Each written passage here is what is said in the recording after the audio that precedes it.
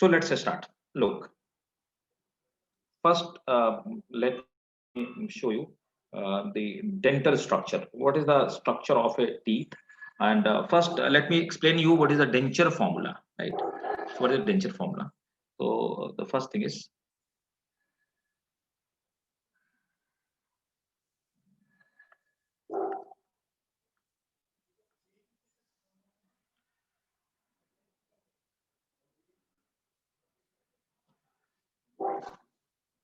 so look,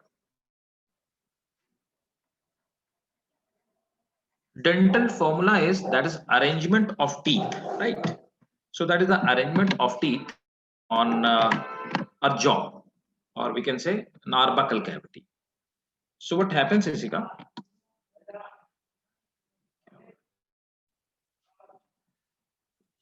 एक minute रुकना भाई.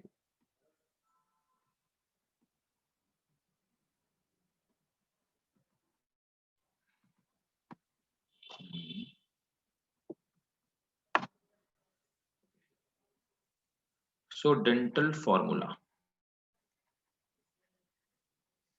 So dental formula is arrangement of teeth in our buccal cavity, or we can say in our jaw. So what happens?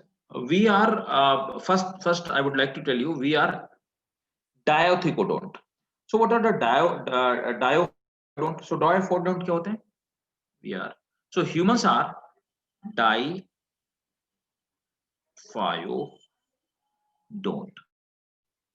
So diphyodont means we have two set of teeth, right? So first we get milk teeth at our childhood. After that, what happens? Milk teeth, the human teeth are deciduous, like they fall down. And after a certain time period, after a certain age, when we become adult, so what happens? These milk teeth they fell down, and we again get new teeth. So that's why we are diaphodont. So first they are called milk teeth or deciduous teeth. Okay, sir. तो पहले क्या होता है कि when during the childhood time we have milk teeth, so they are temporary teeth. So after certain time period they just come out of our jaw socket and they fell down. What happened on the place of those milk teeth? We get new teeth, right? So the new teeth, they are different type of the teeth. So we have two kind of teeth: first milk teeth, then permanent teeth.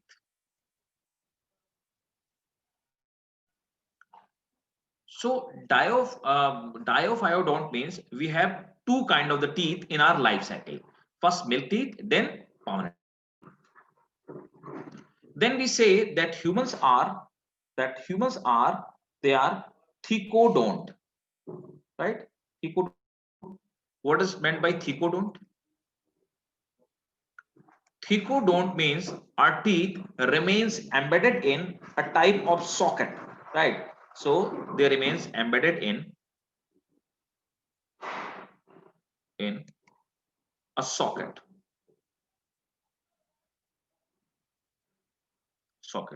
So we are thecodont. So we are diaphyodont, we are thecodont, and one more term that we are heterodont. Heterodont means we have different type of teeth. Different type of teeth. So what type of teeth? Different type of teeth. The first we have incisor. B, we have canine. Then we have premolar. Then we have molar. So write it down. First, humans are called diphyodont because they have two set of teeth. They have two sets of teeth in our life cycle.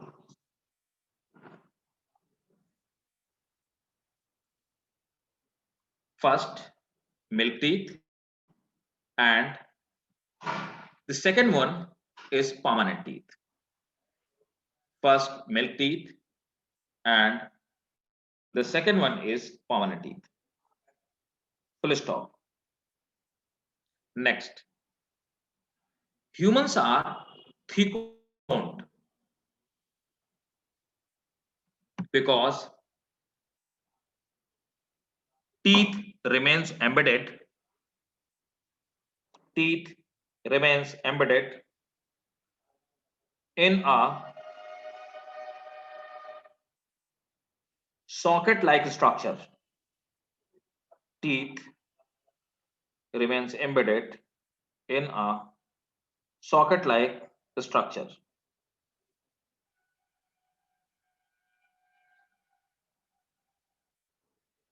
Next point.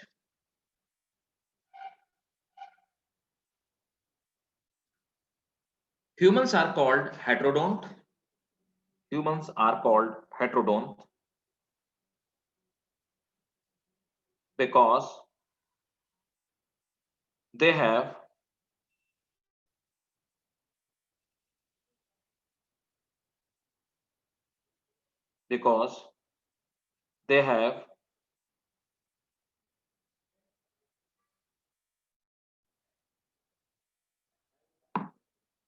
because they have four kind of teeth: incisor,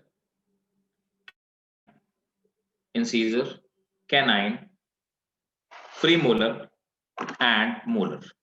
Now let's just understand what is the function of incisor. The function of incisor is biting, है ना? तो हमारे जो front teeth होते हैं वो biting का काम करते हैं. आप देखो इंसीजर ज्यादा डेवलप किसमें होते हैं? बताओ इशिका, किसमें ज्यादा डेवलप होते हैं इंसीजर? So carnivores. उन्हें किसी को काटने की जरूरत थोड़े ना है, उन्हें तो मांस फाड़ना पड़ता है. Herbivores. Herbivores, right. तो बुफेलोज वगैरह में, डोंकीज वगैरह में, हॉर्स वगैरह में, गोट्स में उनके फ्रंट वाले टीथ ज्यादा डेवलप होते हैं. सो दे आर मोर डेवलप इन, यही क्वेश्चंस पूछा था, they are more develop in herbivores, क्योंकि उन्हें घास को काटना होता है ना, बाइट करना होता है. अब देखो canines they are for tearing. ये ज्यादा डेवलप किसमें होंगे? Carnivores. कार्निवोर्स में, है ना. और फिर आते हैं premolar. They help in chewing, चबाने में काम करते हैं. Molar they help in grinding, ये और चीजों को पीसने में काम आते हैं. बहुत महीन, मतलब पीस करके बिल्कुल एकदम पीस बनाने में काम आते हैं. अब देखो ह्यूमन जॉज में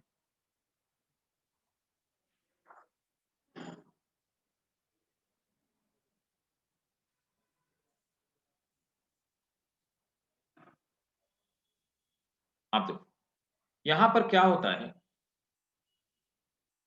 फ्रंट में हमारे जो टीथ होते हैं, आप समझना बात को, हमारे पास ये 8 का सेट होता है. इसी 8 की कॉपी इधर पाई जाती है, इसी 8 की कॉपी ऊपर की तरफ, इसी की लेफ्ट साइड ऊपर की तरफ. तो यहां पर फ्रंट में 2 टीथ होते हैं, है ना. इन्हें हमने बोला इंसीजर. उसके बाद ये सिंगल टीथ होता है, दिस इज कैनाइन, है ना. इंसीजर हो गए, कैनाइन हो गया. अब उसके बाद यहां पर हो गया प्रीमोलर. तो 2 यहां पर प्रीमोलर पाए जाते हैं, राइट. तो ये हो गया हमारे 2 प्रीमोलर, है ना. 2 इंसीजर, एक कैनाइन, फिर वो आप प्रीमोलर.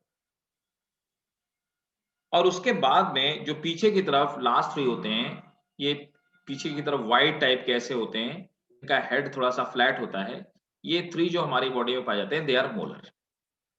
तो हम डेंटल फॉर्मूला ऐसे लिखते हैं कि हम डेंटल फॉर्मूला लिखते हैं किसी भी एडल्ट में. तो एडल्ट का जो डेंटल फॉर्मूला होता है वो होता है 2123/2123. क्लियर है ना? Yes, sir. Yes, sir. लेकिन अगर मैं पूछूं कि मिल्क टीथ में, या जिस बच्चे में मिल्क टीथ, बच्चे चाइल्ड में, तो जब मिल्क टीथ होते हैं तो डेंटल फॉर्मूला क्या होता है? तो क्वेश्चन यही पूछा जाता है कि मिल्क टीथ कितने होते हैं, या मिल्क टीथ में कौन से टीथ नहीं होते हैं. तो डेंटल फॉर्मूला हो जाएगा 2120/2123. 20 तो कौन से नहीं होते? सर मोलर नहीं, molars. हाँ मोलर नहीं होते।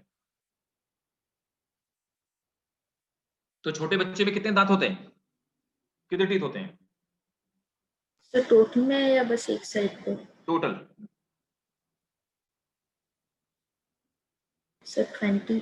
राइट 20 होते हैं, और एडल्ट में तो 32 होते हैं। नोट कर लिया सर? Yes sir. अब देखो, अब हेडिंग डालिए structure of teeth. Structure of teeth,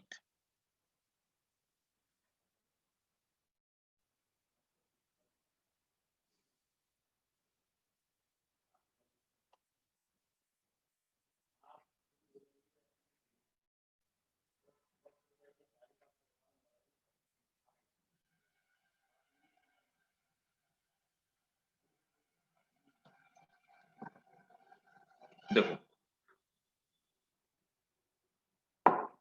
अब होता क्या है कि हमारा जो टीथ होता है,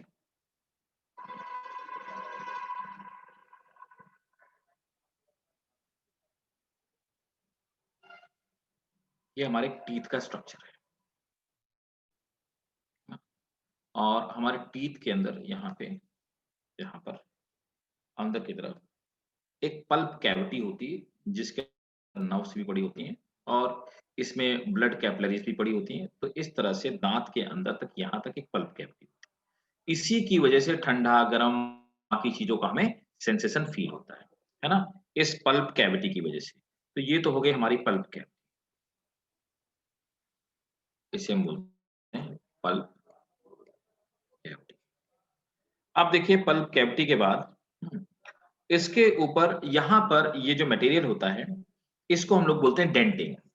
तो हमारा जो टीथ बना होता है वो डेंटिन का बना होता है। डेंटिन एक सीमेंटिंग मटेरियल है। अच्छा, इस डेंटिन के बाद यहाँ पर ये पूरा हमारा हो गया जबड़ा, है ना, मतलब ये हमारे गम्स हो गए। तो ये हमारे गम्स हो गए,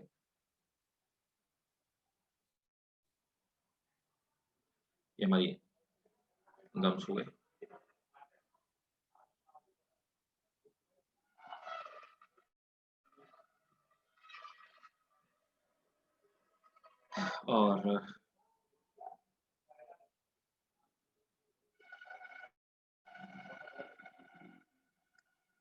और यहाँ पर ये हमारा गम्स के और इनके बीच में यहाँ पर एक मटेरियल भरा होता है, इसको हम सीमेंटिंग मटेरियल कहते हैं।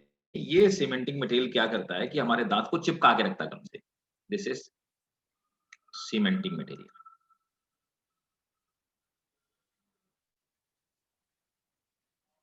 ये हमारा सीमेंटिंग मटेरियल हो गया। उसके बाद आते हैं कि ये हमारी पल्प कैविटी हो गई सीमेंटिंग। अब ये जो ऊपर वाला हमारा दांत होता है, टीथ होता है, इस टीथ के ऊपर एक और लेयर पाई जाती है ना, टीथ के ऊपर एक और लेयर पाई जाती है, उसको हम एनेमल बोलते हैं। तो डेंटाइन के ऊपर एक मटेरियल पाया था, इसको हम एनेमल कहते हैं। दिस इज, ये जो एनेमल है, this is the hardest substance of earth, hardest biological substance. Enamel is hardest biological substance of earth, ठीक है ना। और Okay, यहाँ sir. पर यही जो बल्ब कैविटी नीचे आती है, उसके बाद फिर ये जो स्ट्रक्चर नीचे आकर करके हमारे चमड़े तक जाता है अंदर की तरफ, इसमें ब्लड कैपिलरीज वगैरह होती है, नर्व्स वगैरह होती हैं, इसको हम लोग कहते हैं रूट कैनाल।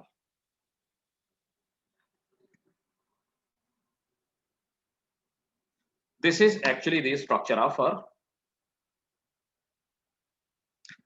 टीथ। इसमें फिजिकली अगर हम लोग बात करें तो ऊपर वाला जो पार्ट होता है, इस ऊपर वाले पार्ट को हम लोग बोलते थे कैप, इस मिड वाले पार्ट को हम लोग बोलते थे नेक, और इस वाले पार्ट को हम लोग बोलते हैं रूट।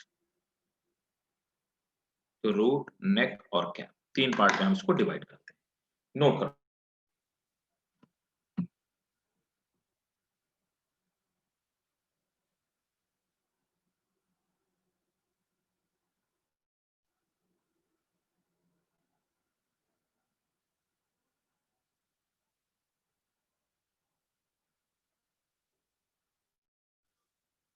नोट कर लिया? मुझे मैसेज करना, नोट कर दिया।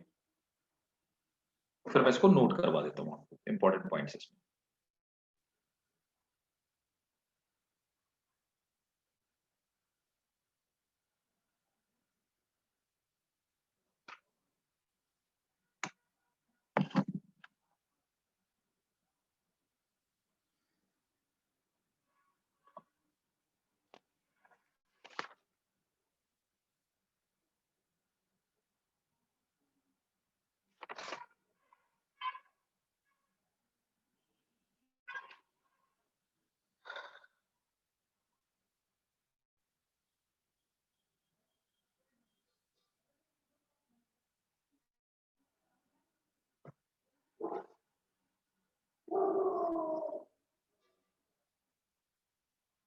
Done sir.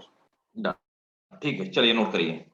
First point, animal is the hardest substance of, animal is the hardest substance of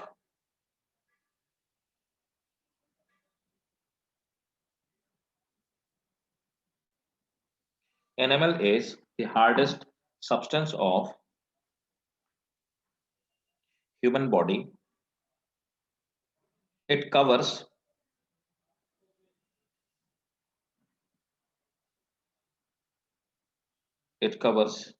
the dentine and crown.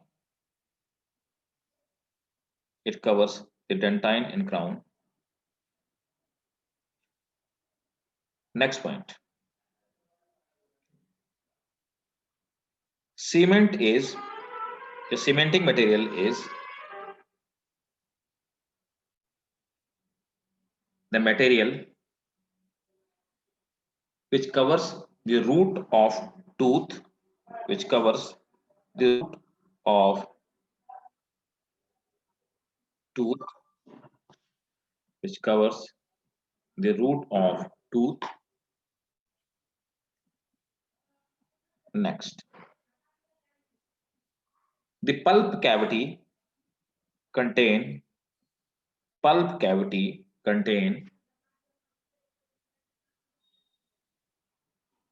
blood vessels, nerves, blood vessels, nerves, and mass of cells.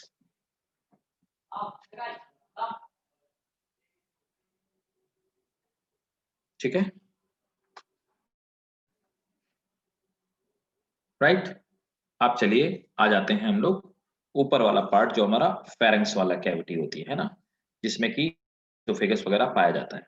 ठीक है, तो अब देखो oesophagus क्या होता है, यहां तक क्लियर है ऋषिका, कोई डाउट तो नहीं? No sir, no doubt. ठीक है, अब देखिए आगे चलते हैं।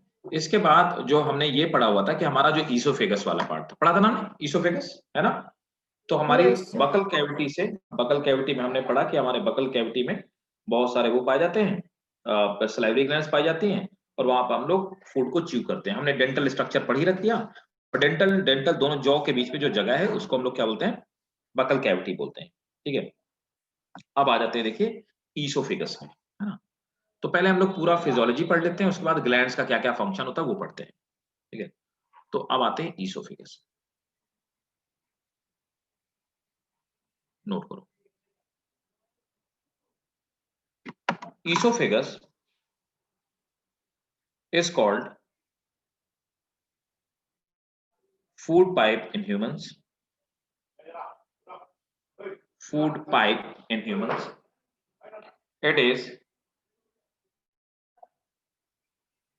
25 centimeter long. It is 25 centimeter long. Full stop.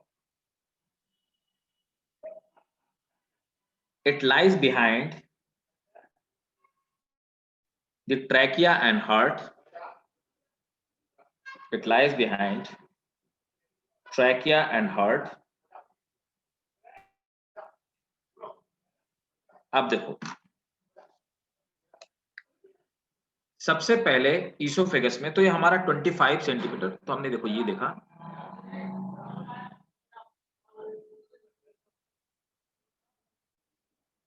यहाँ पर ये 25 सेंटीमीटर लंबा एक पाइप है ना।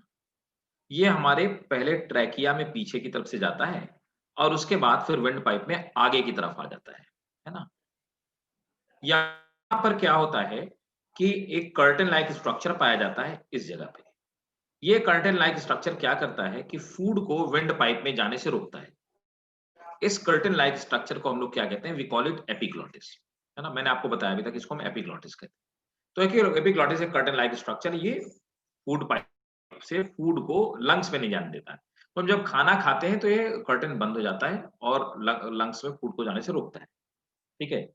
अब देखो यहाँ पर ये जो ईसोफेगस है, इसमें जो हमारे नेक के पास वाला पार्ट है, इसको हम 3 पार्ट में डिवाइड करते हैं।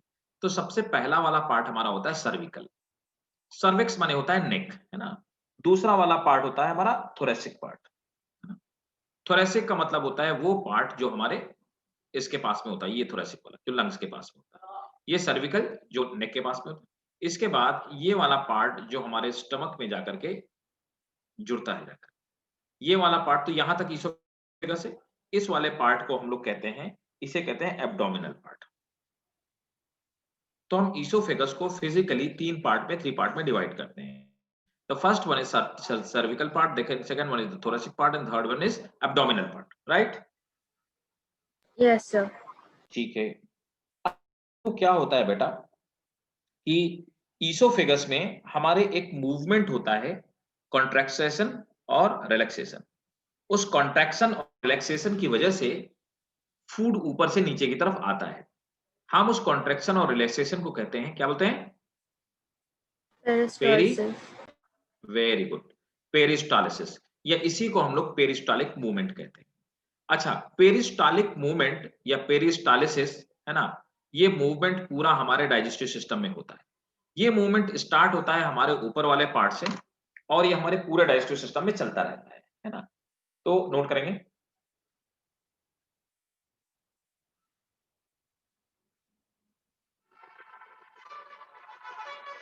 पेरिस्टालिक मूवमेंट और पेरिस्टालिसिस, पेरिस्टालिक मूवमेंट और peristalsis takes place, peristaltic movement or peristalsis takes place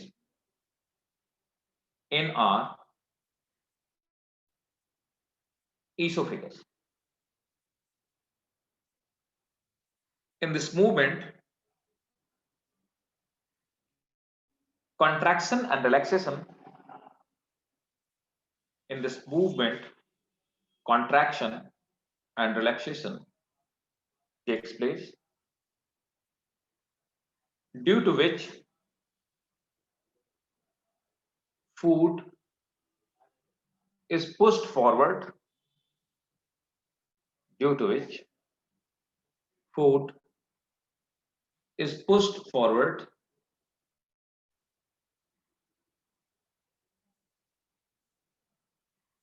full stop.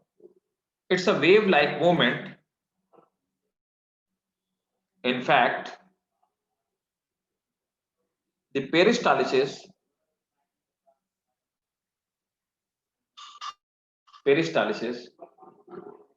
moves like a wave in our complete digestive tract. In fact, peristalsis moves like a wave in our complete digestive tract. Full stop. Next, अब आ जाते हैं stomach में।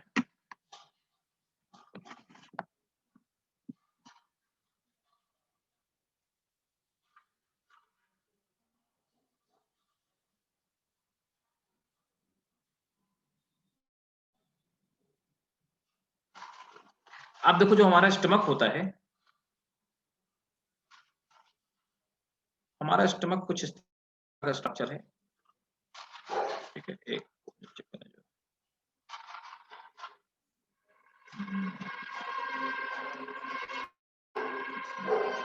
ठीक है।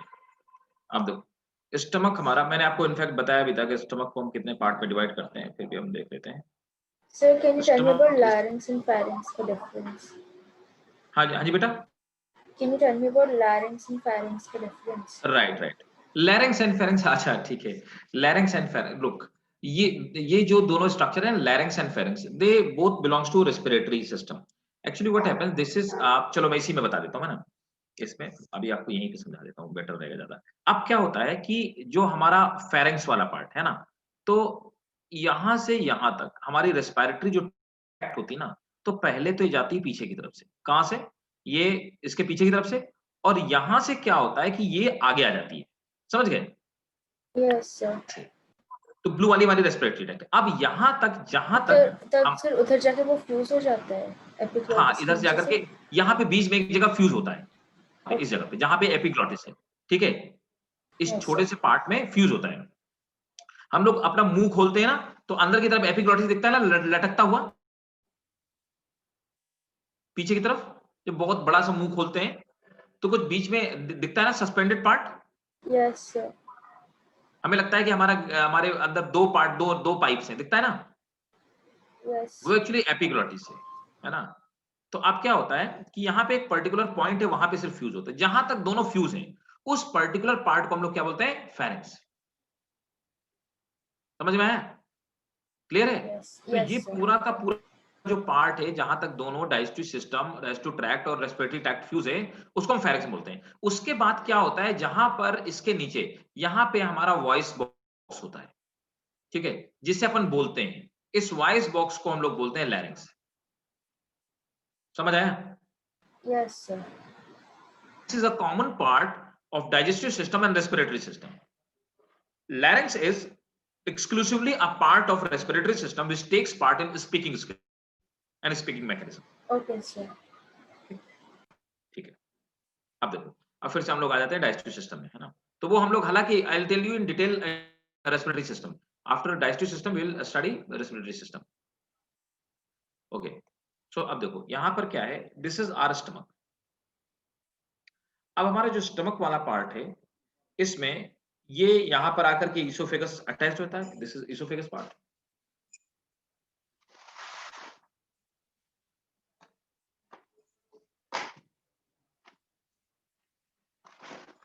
ये जो oesophagus में ये ऊपर वाला पार्ट है, इसको हम लोग कहते हैं फंडिस। फंडिस में नॉर्मली क्या होता है कि ये गैस भरी हुई होती है। उसके बाद इसके नीचे वाला पार्ट आते हैं, उसको बोलते हैं कार्डियक। इसके बाद नीचे वाले पार्ट को बोलते हैं बॉडी। तो फंडिस वाला पार्ट ऊपर होता है, इसमें गैस भरी होती है। कार्डियक वाला पार्ट ये हमारे हार्ट के पास होता है, इसलिए कार्डियक बोलते हैं। और नीचे वाला जो पार्ट होता है, उस पार्ट को हम लोग बोलते हैं पाइलोरिक। ये पूरा पाइलोरिक वाला पार्ट है। सो हम अपने स्टमक को, या अपने स्टमक को हम इसको फोर पार्ट में डिवाइड करते हैं: फंडिस, कार्डियक एंड बॉडी। समझ आया? Yes, sir. नोट करो, फिर लिखवा देता हूं मैं।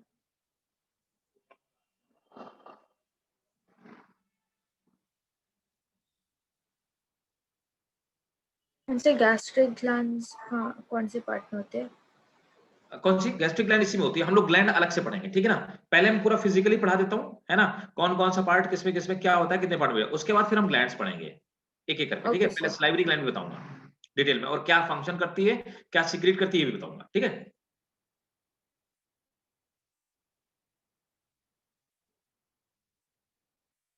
नोट कर लिया?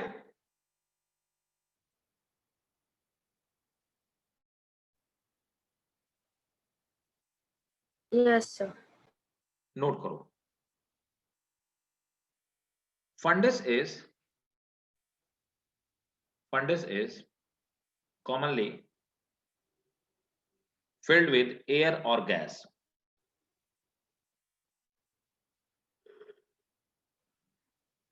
Next point, cardiac part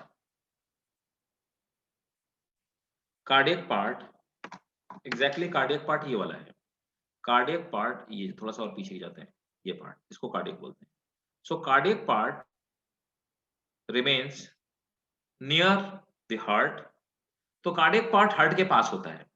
अब यहां पर क्या होता है, जहां से स्टमक स्टार्ट होता है और जहां से ये ईसोफेगस खत्म होता है, स्टमक और ईसोफेगस के बीच में एक वॉल्व है जो फूड के बैकफ्लो को रोकता है।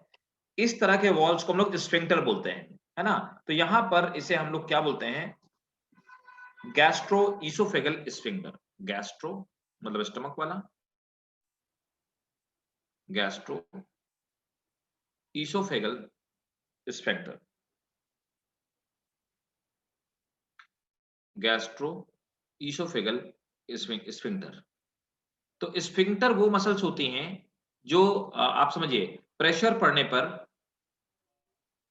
ओपन होती हैं। तो गैस्ट्रो ईसोफेगल स्फिंक्टर, मैं और क्लियरली लिख देता हूं,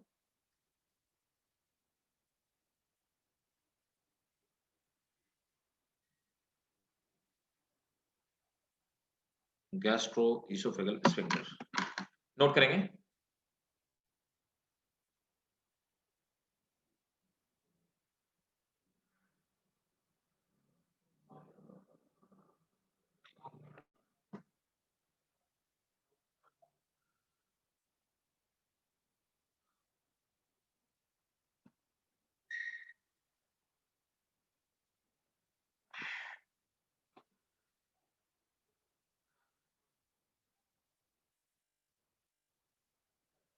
नोट कर लिया।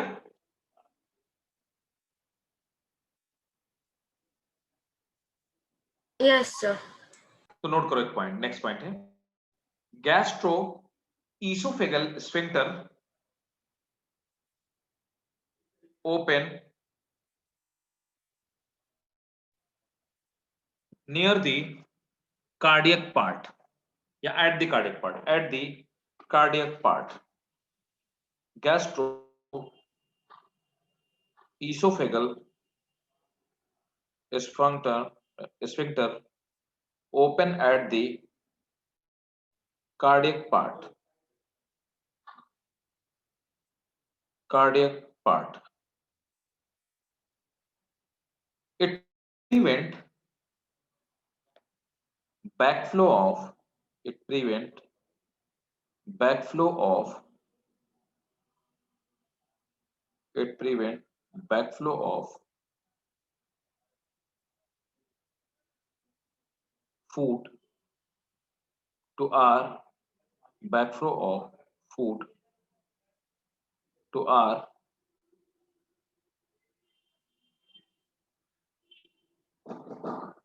esophagus। तो स्फिंक्टर जैसे वॉल होता है ना वैसे तो होती है ना, इस तरह की होती है Yes, जैसे sir. When we wall. puke, it does not prevent the backflow. हाँ राइट, इट प्रिवेंट बैकफ्लो, है ना। It prevent backflow means when we vomit out, what happens, this is gastrosphincter or esophageal sphincter opens, समझ आया कि नहीं। Yes, sir. On that time what happens, the peristalsis it starts opposite movement, backflow movement, right. So that's what takes place. Next, the second one is the third one is pyloric part. Pyloric part is the posterior part of, the pyloric part is the posterior part of our stomach, ठीक है। अब देखते हैं कि what is the function of stomach. Function of stomach क्या होता है, note करेंगे। The stomach, stomach churn, the stomach churn, stomach churn the food and mix it with gastric juice. Stomach churn the food and mix it with gastric juice.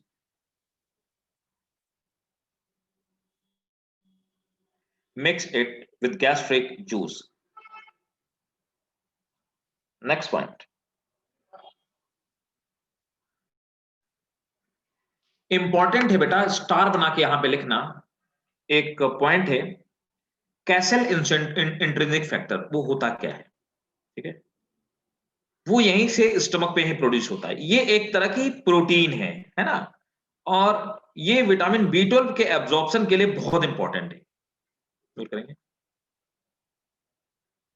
Sorry, castle intrinsic factor,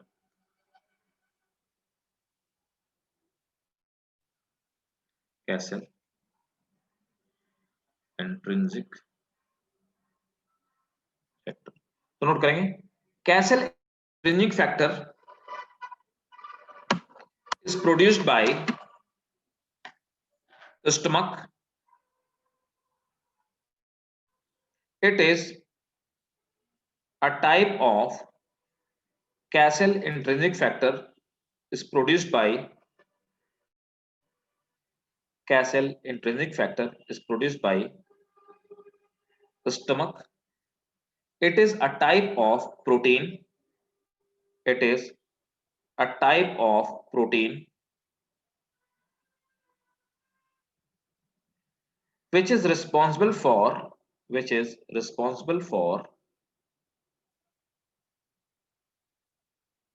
absorption of vitamin B12, absorption of vitamin B12 in small intestine, absorption of vitamin B12 in small intestine, right?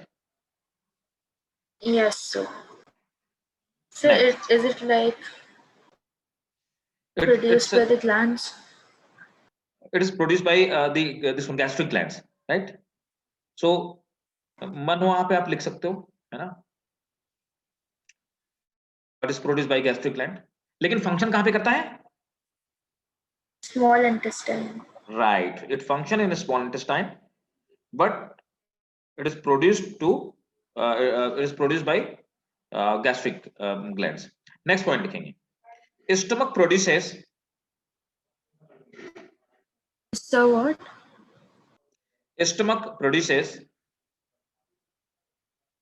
gastric juices and a hormone called gastrin. Stomach produces gastric juice. एक तो gastric juice produce करता है। अब gastric juice में क्या क्या होता है, किस सेल से प्रोड्यूस होती है, हम लोग पढ़ेंगे अभी ग्लैंड में, है ना, ग्लैंड में दोबारा फिर से पढ़ेंगे, ठीक है ना। अभी हम सिर्फ ये Okay, पढ़ रहे हैं sir. कि इसका फंक्शन क्या होता है स्टमक का, ठीक है। अभी हम इसकी मैकेनिज्म में नहीं जा रहे कि क्या क्या काम करता है, फंक्शनल पार्ट, इस एंजाइम का क्या काम है, ठीक है। So it produces gastrin enzyme, ये क्वेश्चन पूछा हुआ क्वेश्चन है, गैस्ट्रिक एंजाइम वाला। और ये कैसल इंट्रिंसिक फैक्टर, ये भी ये क्वेश्चन कई बार पूछा गया, नोट करेंगे। स्टमक So, प्रोड्यूसेस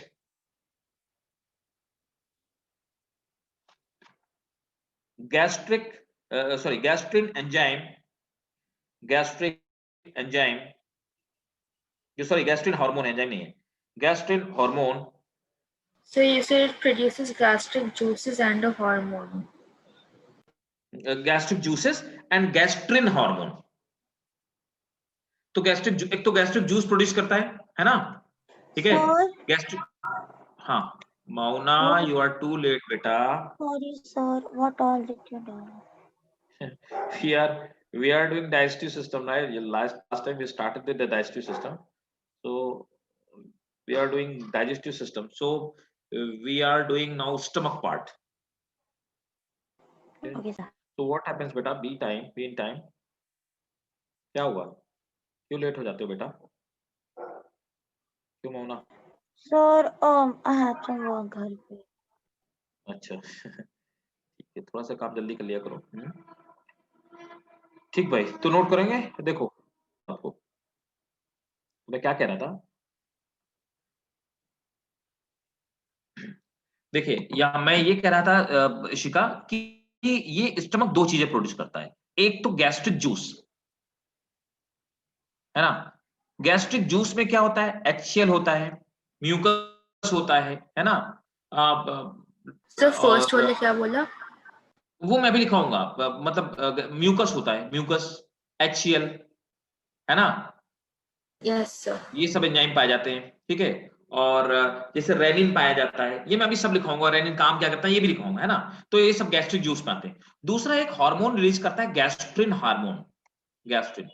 तो गैस्ट्रिन हार्मोन एक हार्मोन है, ये इन जूसेस के रिलीज को कंट्रोल करता है कि कब रिलीज करना है, कितना रिलीज करना है, ये कंट्रोल करता है। समझ आया? Yes, sir. हाँ, तो it secrete gastric juice and gastrin hormone, ठीक है। मन हो तो लिख लो यहां पे, gastrin hormone control the release of enzyme, gastrin hormone control the release of enzyme, ठीक है। चलो Yes, sir. अब next, small intestine. Small intestine is small in diameter. Small intestine is small in diameter. That's why it is called small. हम इसलिए इसको small intestine कहते हैं, वरना तो ये लंबी ज्यादा होती है बाकियों से, है ना। तो स्मॉल इंटेस्टाइन को Yes, स्मॉल sir. कहने के पीछे ये रीजन है। Next, length of small intestine is 6.25 meter long. The length of small intestine is the length of small intestine is 6.25 meter long. It is made up of 3 part. हम लोग इसको note कर चुके हैं, हर नोट कर चुके हैं ना कि 3 पार्ट होते हैं स्मॉल इंटेस्टाइन में। कौन कौन से? लास्ट क्लास बताया था ना। Sir, duodenum, jejunum, ileum. हाँ, small intestine. It is made up of 3 part. So the first part is, that is, कौन कौन सा है? The first part is duodenum. तो इसको हम duodenum बोलते हैं, duodenum. The second part is jejunum.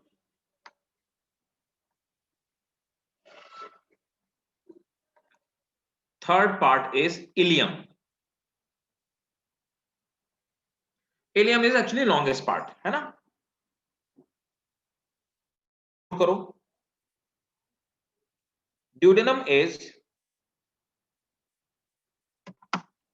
25 centimeter in length. So which one, duodenum?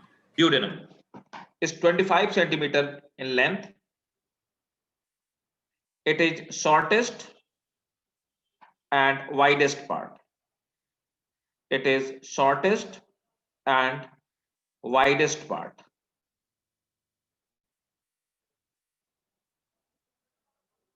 Next, jejunum is middle part. It is 2.5 meter in length. Is 2.5 meter in length.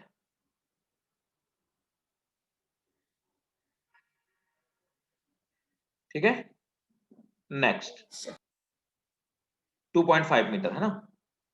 Ilium is, इसका diameter पूछा जा चुका है। Ilium is a diameter with 3.5 centimetre.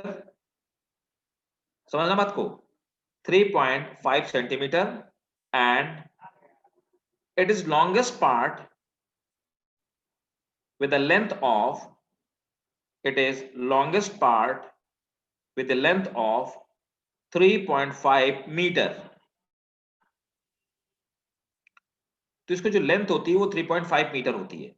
तो और diameter कितना होता है? 3.5 सेंटीमीटर, है ना। Yes, sir. ठीक है, चलिए नेक्स्ट पार्ट की हम लोग बात करते हैं।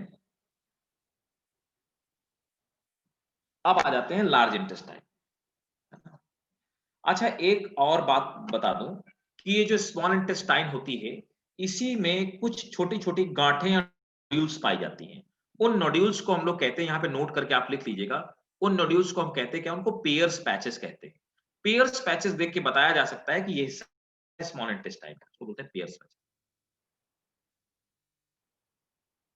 पेयर्स पैचेस होता क्या है, इन्हीं पेयर्स पैचेस में डब्ल्यूबीसी मैच्योर होती हैं, बैटल डब्ल्यूबीसी को फॉर्मेशन होता है। ये एक्चुअली क्या है, there are type of lymph nodules, lymph nodule, है ना। तो नोट करेंगे,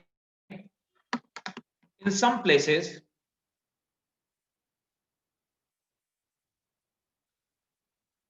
mainly in ileum,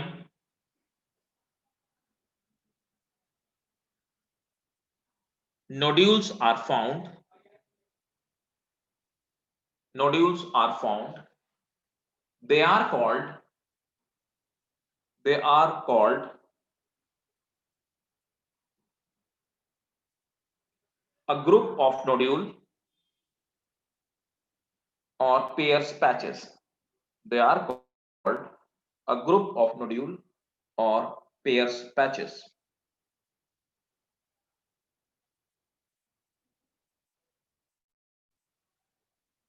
They are the site of lymphocyte production. They are the site of lymphocyte production.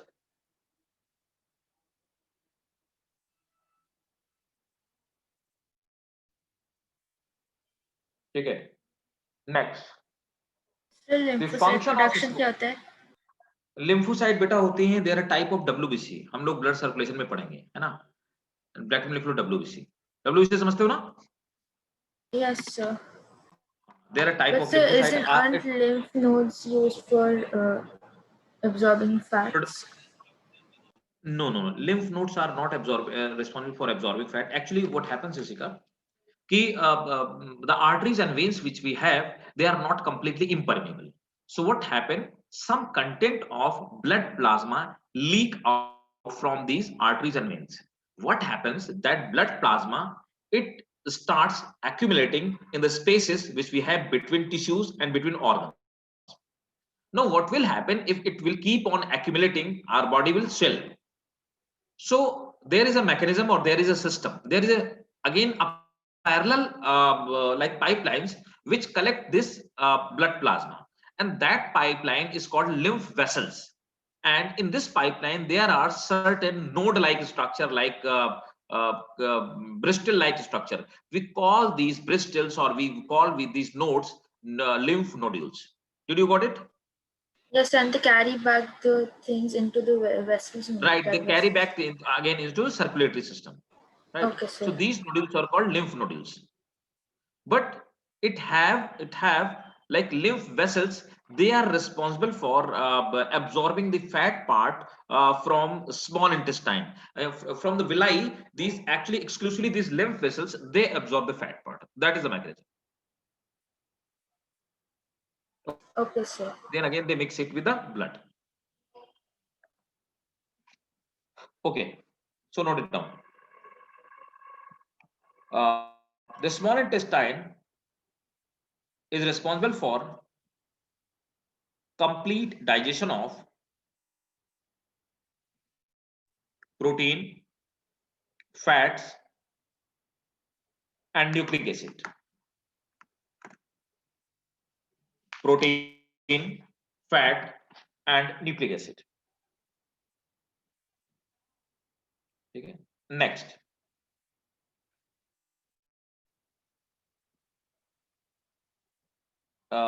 चलो अब एंजाइम्स वगैरह तो इसको हम लोग बाद में पढ़ेंगे. Next, large intestine.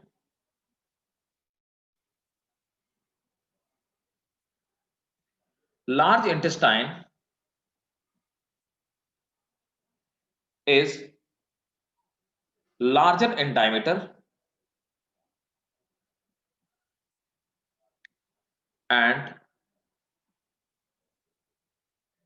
1.5 meter in length.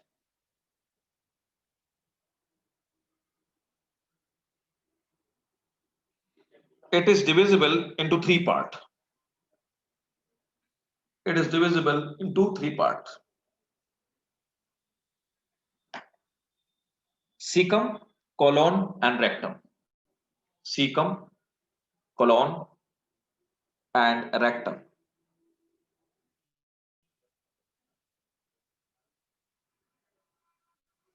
ठीक है. नेक्स्ट पॉइंट, तो चलो मैं लिख देता हूं, स्पेलिंग लिख देता हूं. लार्ज इंटेस्टाइन का, तो large intestine, it is divided into three parts. So the first part is cecum, second part is colon, and the third part is appendix. अब देखो अपेंडिक्स तो सबसे लास्ट पार्ट है, it is vestigial part. Vestigial part वो होते हैं जिनका हमारे एंसेस्टर में यूज था लेकिन हमारे अंदर इसका कोई यूज नहीं बता, तो ये वेस्टिजियल ऑर्गन है. कोलोन जो होता है इसको फर्दर हम थ्री पार्ट में डिवाइड करते हैं. ठीक है, असेंडिंग कोलोन,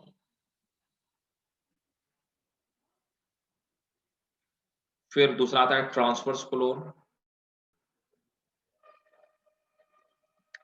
और तीसरा पार्ट होता है डिसेंडिंग कोलोन, है ना. तो तीन पार्ट में डिवाइड करते हैं. सीकम हमारा वो पार्ट होता है जिसमें बैक्टीरिया पाए जाते हैं और ये बैक्टीरिया क्या करते हैं, हमें हेल्प करते हैं डाइजेशन, है ना. ठीक है, समझ में आ गया. तो इसको हम फर्दर इतने सारे पार्ट में डिवाइड करते हैं. इसका डायमीटर ज्यादा बड़ा होता है, सीकम का फंक्शन क्या था? सीकम का फंक्शन होता है बेटा, इट हैव प्रोबायोटिक बैक्टीरिया और symbiotic bacteria. They help in digestion and absorption of nutrient. ठीक है, चलो लिख लो, नोट कर लो. Cecum is pouch-like structure and about 6 centimeter.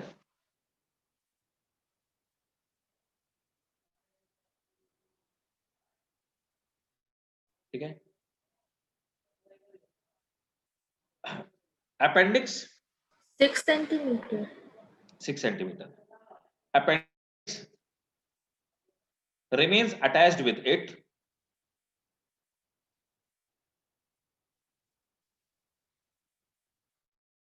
It is a vestigial organ.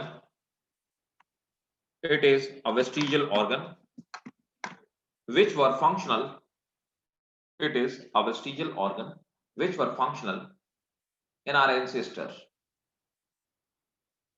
Which were functional in our ancestors.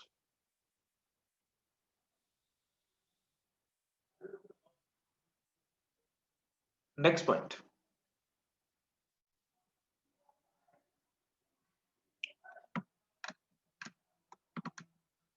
Colon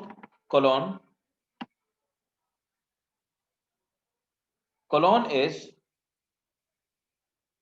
a wider part. It is made up of ascending, transverse, descending. एक और है, चौथा part है sigmoid colon.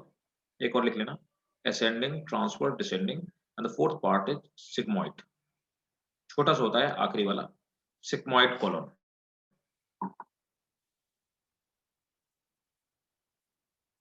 Okay. One last, the rectum.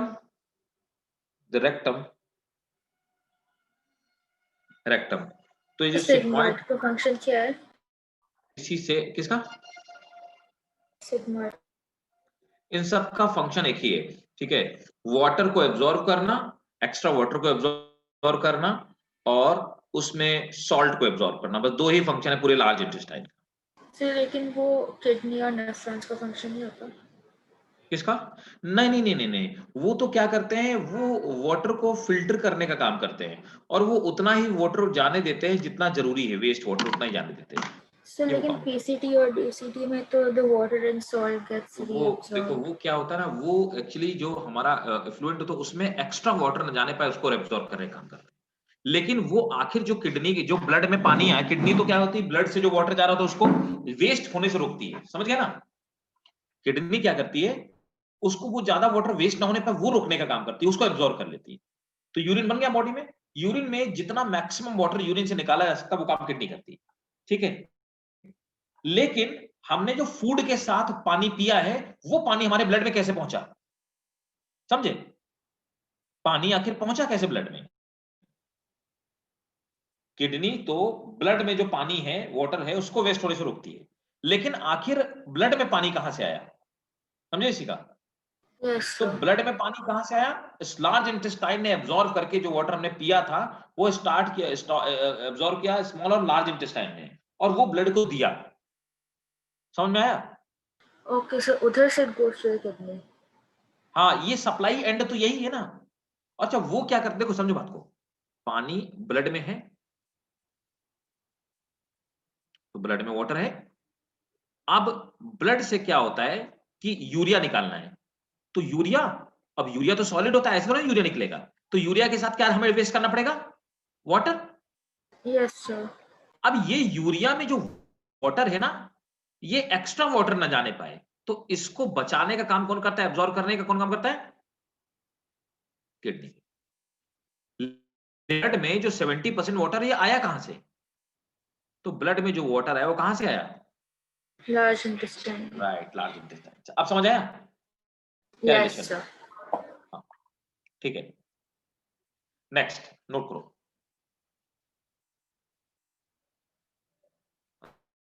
The rectum is last 20 centimeter, rectum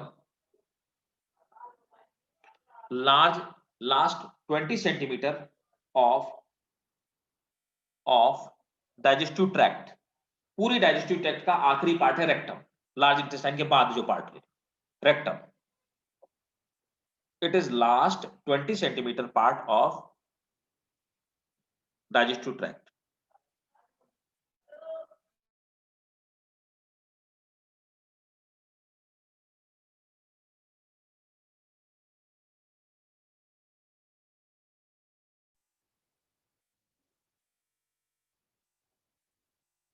ठीक है,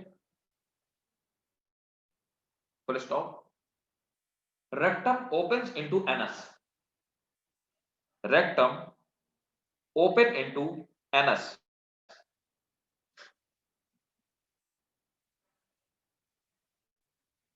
Next, functions।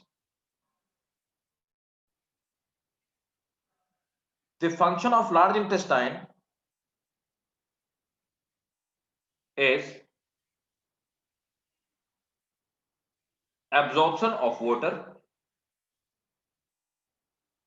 and elimination of absorption of water and elimination of waste and elimination of absorption of water and elimination of waste food।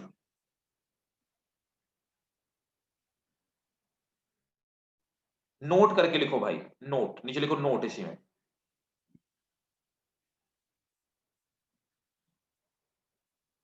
The moderate quantity of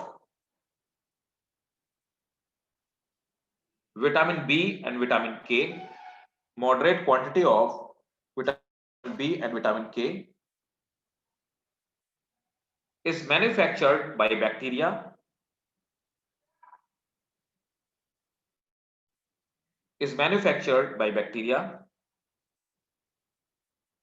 in large intestine।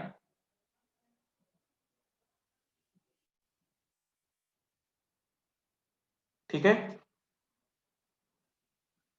clear? Yes, sir. Yes, sir. Okay, So this is only from cecum. this is only for, This is from cecum only, that the bacteria. right, exactly, this is actually these kind of the bacteria which synthesize this, and even the cecum have a bacteria which are responsible for synthesis of vitamin D as well, right. So these probiotic bacteria are mainly found in our colon. Why we take curd and why the curd is important for us? It help in digestion because it have lactobacillus bacteria, and these lactobacillus bacteria, they go and they get accumulate in a cecum part. Got my point? So Yes, sir. whenever you take high dose antibiotic, did you felt ever that whenever you take high dose antibiotics, you start lose motion? Yes. Antibiotic are those medicine which kills bacteria. They do not have idea that this is the good bacteria, that is the bad bacteria. But a bullet is bullet. A bullet kills a man. It may be a good man, he may be a bad man, right? So the same time, Yes, the sir. antibiotic do the same. They kills all bacteria. So what happens when you take the antibiotic? They kill the bad bacteria. In the same time, they also kill the what? Good bacteria. Good bacteria. So what happened due to killing of those good bacteria? Your digestive system disrupt, and that's why you start lose motion. That is the reason behind the lose motion when you take high dose antibiotic. Got my point? Yes, sir. You always consider the thing like try to watch whenever a certain doctor gives you prescription. What will happen whenever he will write it, he or she will write it his prescription, you'll find that he has written an antibiotic like, and the last will be antibiotic LB. So suppose that he has written amoxicloxy, so he'll write amoxicloxacin, that is antibiotic, and LB stands for lactobacillus. आप कभी भी देखना doctor आपको जब भी antibiotic देता है उसमें आखिरी में लिख देगा कैपिटल LB, अगर ये हाई डोज एंटीबायोटिक है तो उसमें क्या होता है, you will get the bacteria along with the medicine. Okay. So yes, they give sir. supplement of bacteria along with the medicine. Okay. So now come to the internal part of anatomy. So you can write it down, the anatomy of digestive tract. Anatomy of digestive tract. A TS of gut. Sir, what of gut? Gut means the complete digestive tract. हमारी पूरी canal है उसको अपन गट बोलते हैं, समझ गए? Yes, sir. तो उसका ट्रांसवर्स सेक्शन.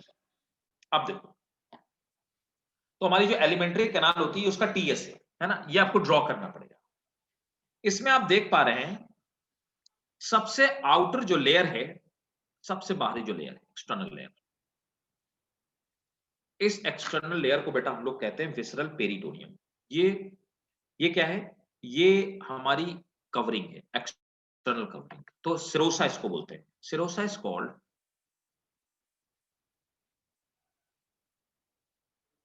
Visceral peritoneum. ये हो गया हमारा पहला पार्ट, विसरल पेरिटोनियम. ये सिरोसा, ये पहला पार्ट हो गया. ठीक है.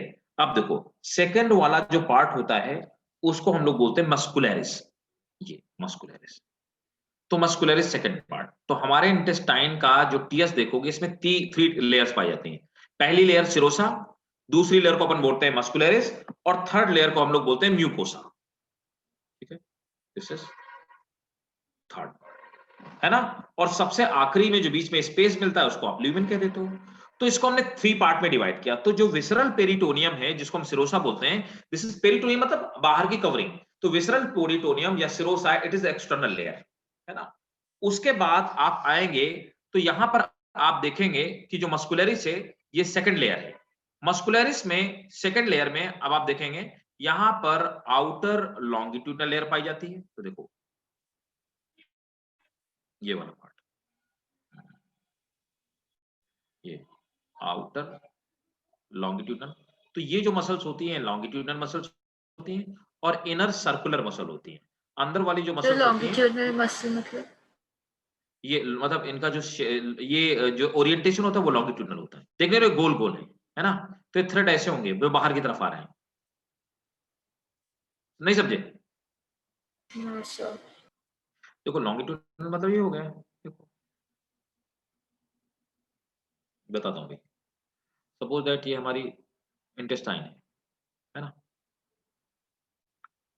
तो इसमें जो मसल्स इस तरह से पड़ी हुई हैं, किस तरह से, इस तरह से, समझ गए. कुछ मसल्स ऐसे ऐसे होंगी, इनको हमने लॉन्गिट्यूडनल बोला. आप समझ आया? अब इनको कट करोगे तो कैसे दिखाई देंगे? ऐसे दिखाई देंगी कट करने में, ऐसी ऐसी. समझ गए? नहीं समझे? No, sir. अरे भाई देखो सिंपल सी बात है. देखो क्वाइट सिंपल, समझिए बात को. हमारी स्मॉल इंटेस्टाइन कैसे है, ये आपकी स्मॉल इंटेस्टाइन है, ठीक है।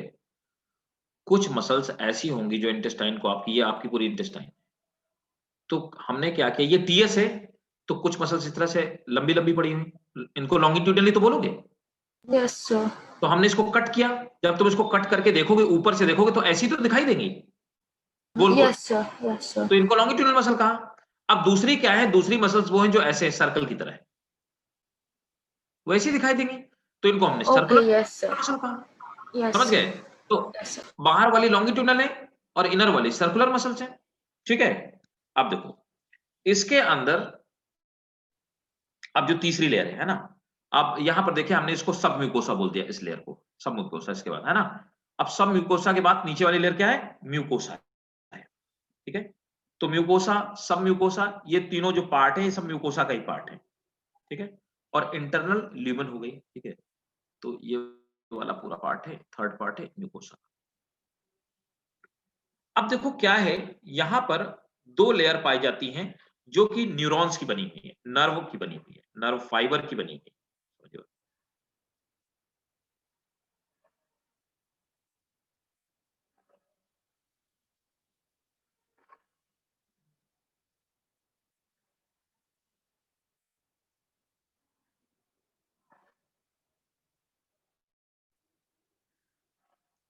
तो वो जो लेयर है, बनाता हूं अभी। Sir, can you explain visceral peritoneum again? हाँ, peritoneum is a covering, visceral peritoneum is external covering, it is made up of epithelial layer.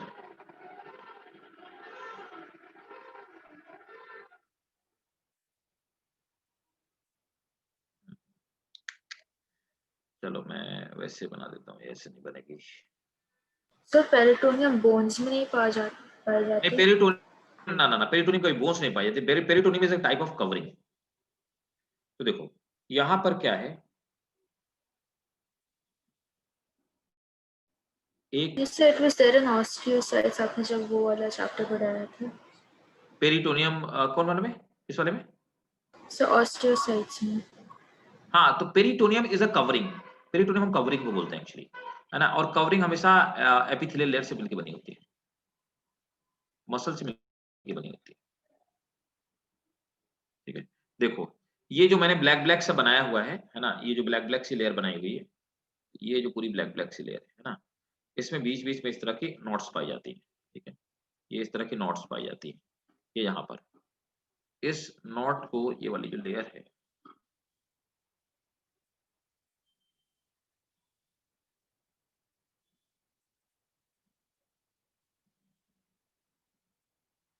तो ये जो लेयर पाई जाती है इसको हम लोग बोलते हैं अर्बैक प्लेक्सस।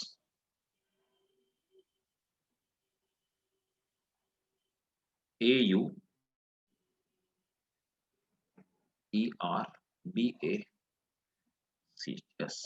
अर्बैक्स प्लेक्सस। तो ये हमारा अर्बैक्स प्लेक्सस है ना। तो ये क्या है, ये एक तरह का नर्वस सिस्टम है, ठीक है। अर्बैक्स प्लेक्सस ये न्यूरॉन्स की बनी हुई है, ये इसको मूवमेंट में हेल्प करेगी।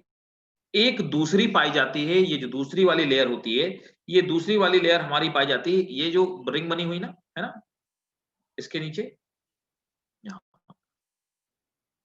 ये वाली जो रिंग, इस रिंग, ये हमारी दूसरी नर्व की बनी, इसमें भी इस तरह की बीच बीच में नॉट्स पाई जाती हैं। ये दूसरी वाली जो लेयर है, इस लेयर को हम लोग बोलते हैं, इसे ऊपर वाले को अर्बैक प्लेक्सस बोला, और नीचे वाली जो नर्व है, ये भी नर्व की तरह, इसको बोलते हैं Meissner's plexus, MEISNERS,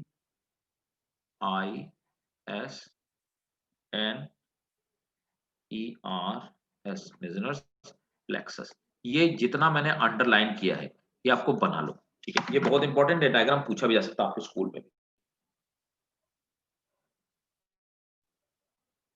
Sir, MEISNE उसके बाद MEISNERS and plexus।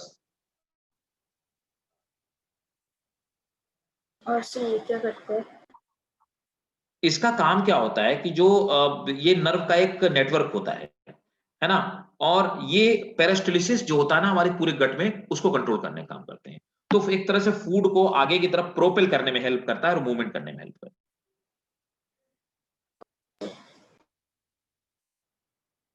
ठीक है।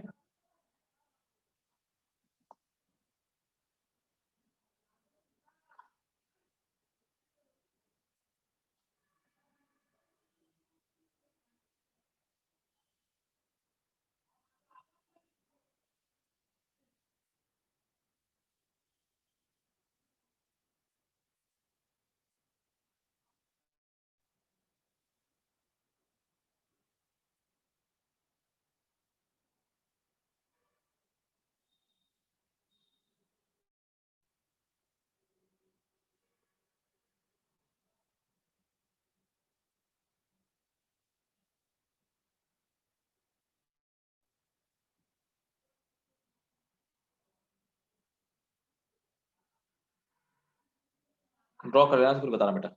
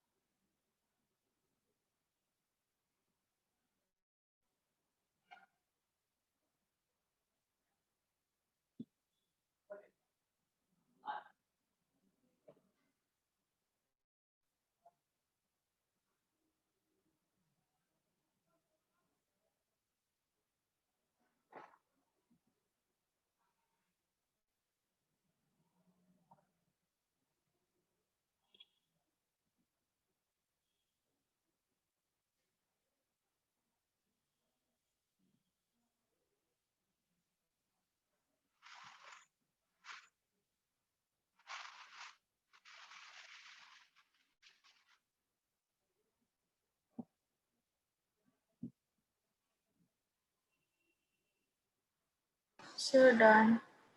डन, ठीक है। तो यहीं तक रखते हैं, है ना? ठीक है। Yes, sir. हाँ, तो इसको यहीं तक रखते हैं और ठीक है, यहीं तक रखते हैं। Next Thank you, class. sir. हाँ, वेलकम बेटा। हम लोग नेक्स्ट क्लास में पढ़ेंगे इसके आगे। Okay, sir. ठीक है बेटा, बाय। Bye. माउना,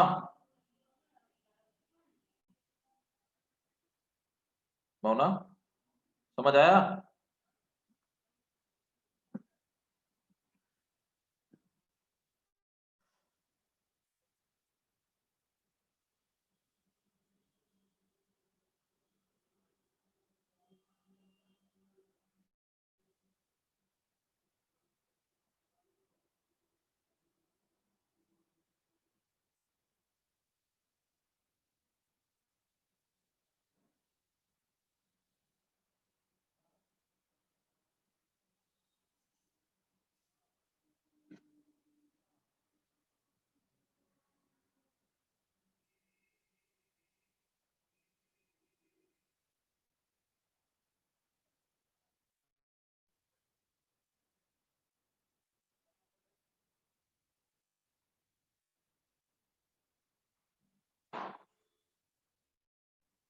माउना, आवाज आ रही है? Yes sir. समझ आया? सॉरी सर, नेटवर्क कट हो गया था बीच में। कोई बात नहीं, सब कुछ समझ में आया? Yes sir. ठीक है, टाइम पे आना करो। देखो ये तुम्हारी वजह से टाइम हम लोगों ने किया है ना? This is for you only. Yes sir, sorry That's sir. why I am teaching. Yeah, no, need not to be need not to be sorry. It's all for you, right? So be on time. That will be beneficial for you. That will be productive for you, ना? ठीक है, तो चलो मिलते हैं फिर next class में। Thank you sir. Welcome.